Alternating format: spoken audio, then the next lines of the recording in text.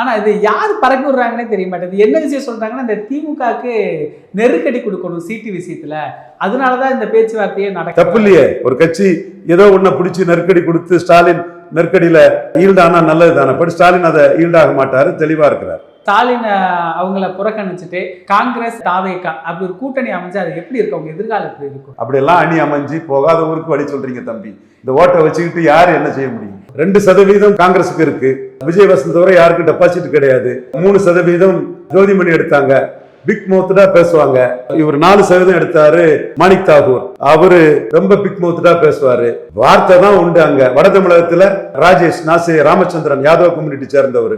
அவரு பையன் நாசே ராஜேஷ் யூத் காங்கிரஸ்ல அவர் தான் 5 விழுக்காடு ஓட்டு வட தமிழகத்துல எடுத்தாரு. வட தமிழகத்துல திருமாவளவனோட ரொம்ப குறைஞ்ச செல்வாக்குள்ள ஒரு கட்சி காங்கிரஸ். தென் தமிழகத்துல காங்கிரசுக்கு ராமசுப்பு நல்ல ஓட்டு எடுத்தாரு.